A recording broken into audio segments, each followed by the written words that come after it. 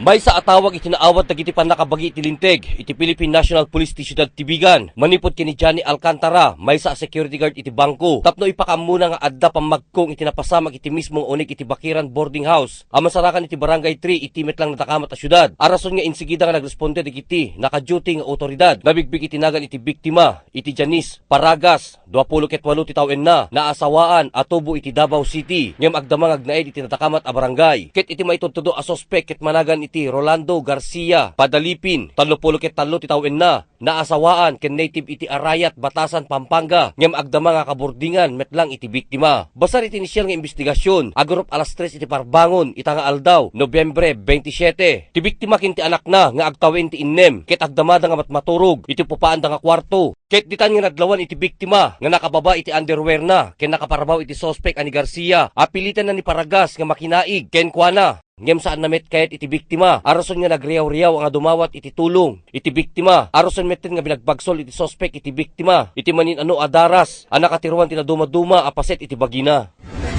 Sigun jay istorya ti biktima, adya nga oras, biglalat ka nun nga simrek dato'y lalaki, tapos gandatan na mga ramosenan dato'y babaen. Adya pa nagresist na ito'y babae, isumutan ti paggapuanan nga panang bagso-bagsulan.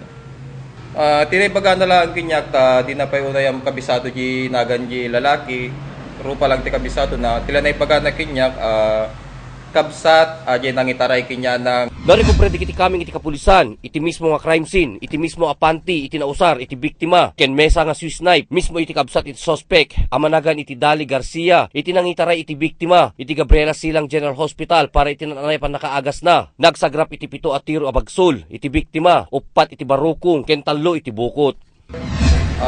Idi kapaspasamag na dato yung insidente dira sir, opisina may nagkandak kami ti hot pursuit ito itero gabigan kasi na po awanti aming nga nasapulan ipata ti bigat imay sa konsehal kanang tipinyamit impormasyon nga baka kanon na panjay balay ti kapsa na jay Santa Catalina ket ti grupo mi na pang kami man jay Santa Catalina ng negative result lata.